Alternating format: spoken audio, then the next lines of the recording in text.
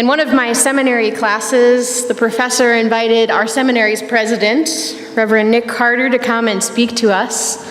It was a class on religion in the public square, and Reverend Carter had been the CEO of Nuclear Freeze, organization familiar to anybody, right? Nuclear Freeze, he was involved in this early in his ministry, trying to freeze the creation of new nuclear weapons worldwide. A pretty noble task.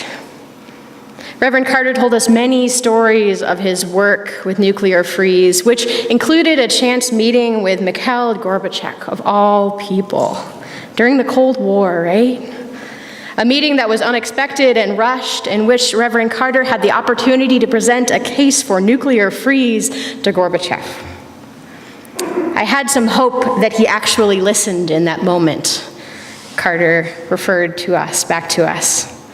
He ended this story and then reflected, looking back, I'm not sure that any of it made any difference. Despite the hope he had when he was doing this work 40 years earlier, he had lost any hope he had in the results of his efforts in that moment.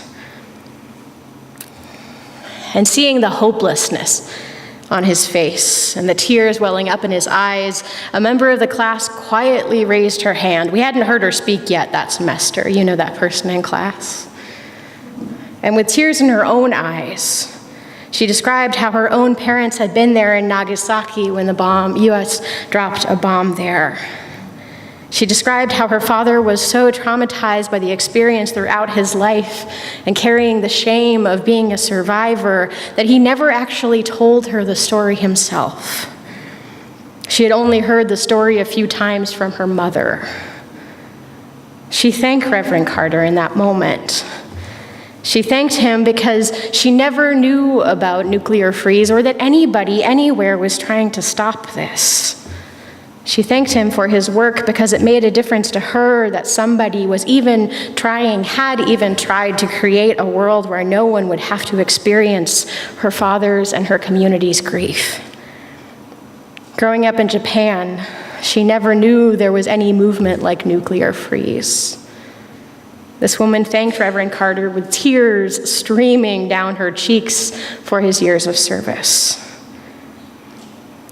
And Reverend Carter replied, now with tears streaming down his own cheeks, I have been waiting 40 years to meet you and to hear your father's story. I have never met someone who was there in Japan when the bomb was dropped, or even a family member of someone who was there. This is a 1 in a million encounter. You have given me back my hope for a nuclear-free future, and some small pride in my contribution to that, because you reminded me that it still mattered.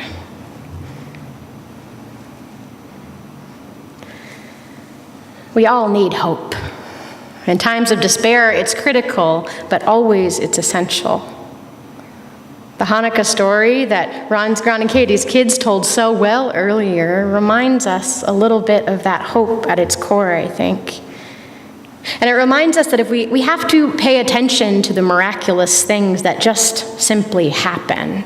And if we pay attention, we find hope there.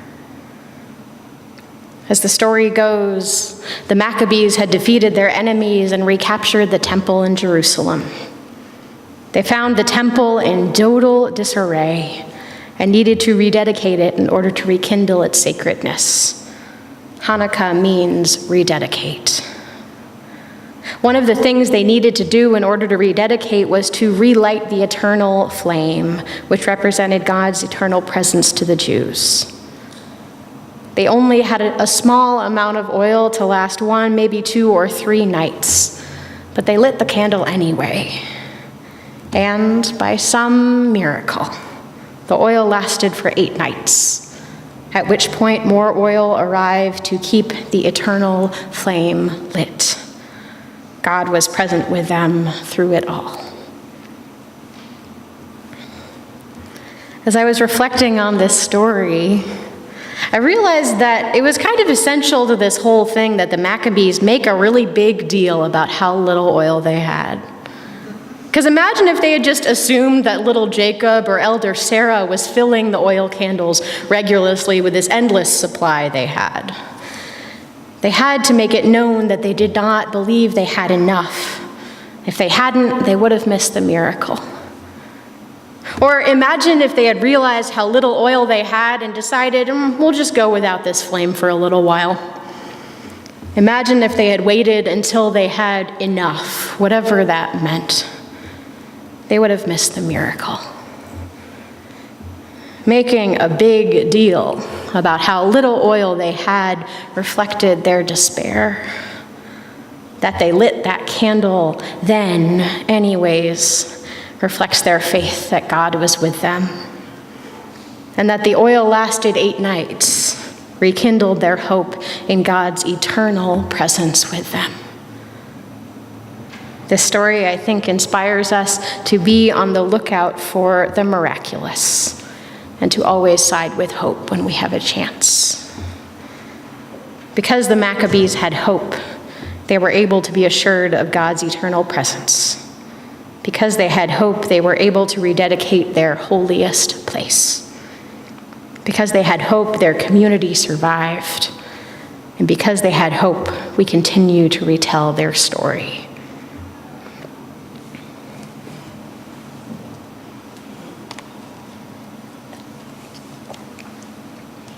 We all need reminders to hope. I love that story of Reverend Nick Cardell and the woman in my class I told earlier.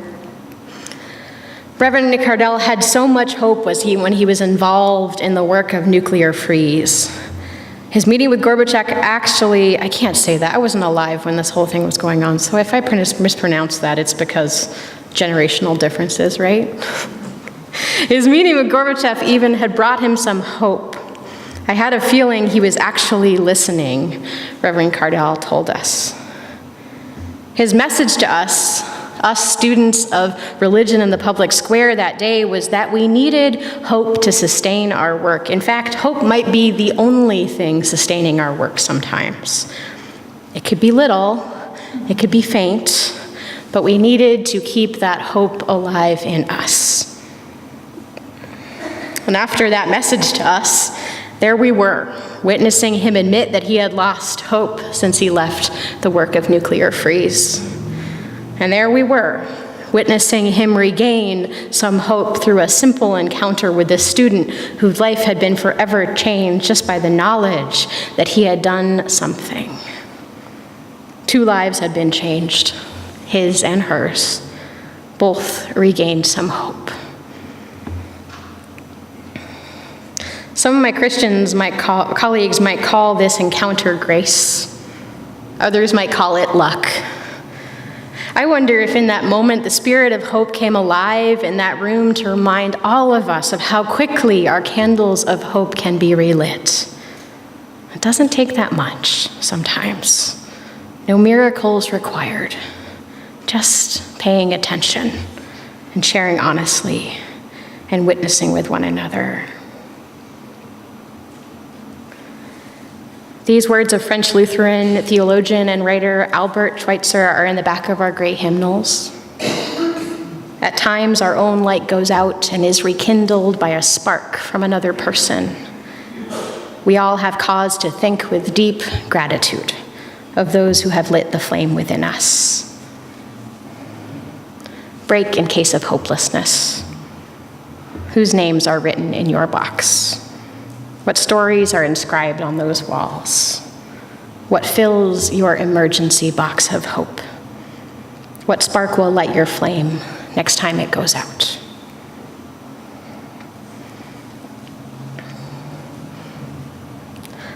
Sometimes we resist hoping, and sometimes I resist hoping because I feel there's not a lot I can do, right?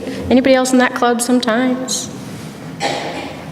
And usually, if I say out loud, there's just nothing I can do, someone there will say, yeah, there is. This summer, I was at a UU camp with my immediate family. And during one of the chapel services, we were singing the song we started our service with this morning, "Come Sing a Song with Me." Now, before this day, this was confession time, one of my least favorite UU hymns. least favorite. I found it to be overly cheerful and full of awkward suggestions. I'll bring you a rose in wintertime. Why a rose? And dancing in the rain. That doesn't sound all that inspiring to me. Before I moved to the desert, this was my thought, right? So as I was singing this hymn this summer, I began to look around the chapel and admire the stonework and look out the windows. And then I felt my mom's hand on my shoulder. I turned behind me and found her eyes full of tears. I'll bring you hope when hope is hard to find, she sang. Her eyes conveyed that promise of that line to me. And in singing it back to her, I realized that the promise was reciprocal. After that service, she told me it was her favorite hymn. And I thanked her for giving it some meaning for me. I'll bring you hope when hope is hard to find. I'll sing songs with you. I'll bring you a rose in the wintertime and dance in the rain for the sake of bringing you some hope. Sure, any day.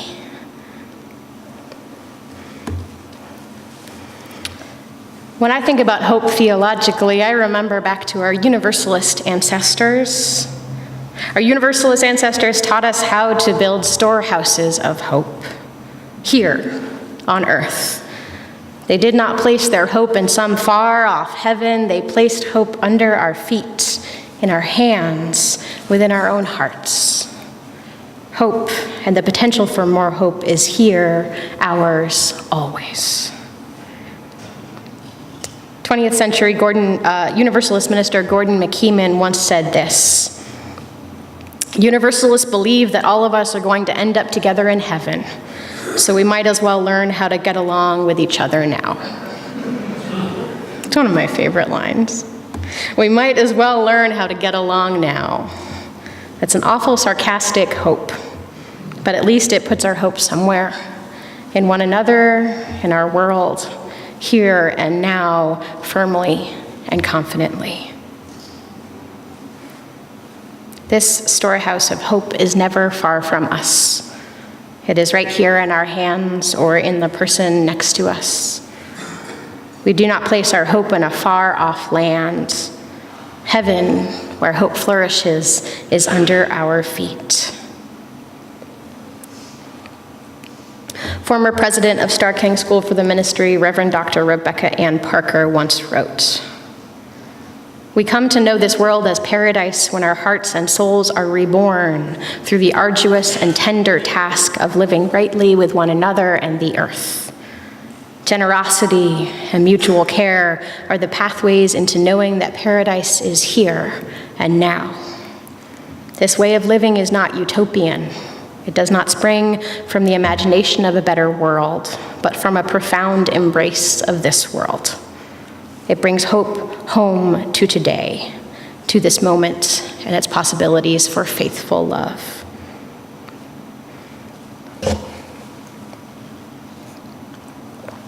Our Universalist ancestors taught us that hope requires practice. We have to put our faith into action in order to understand hope. We have to feed the hungry and protest the senseless violence. We have to advocate for the marginalized and build community. This is how we create hope.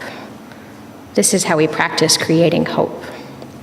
Hope is ours to create and ours to hold.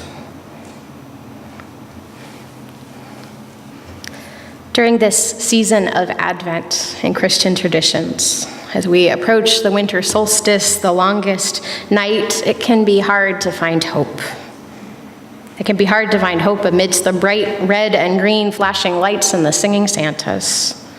It can be hard to find hope when the world is so dark so early. It can be hard to find hope when we are in the midst of our first holiday season without a loved one, or our second, or our third, or fifth, or 10th, or 15th. It can be hard to find hope when children are in cages with more to be built. It can be hard to find hope when our trans siblings die because our world has not yet understood the blessing they are to us.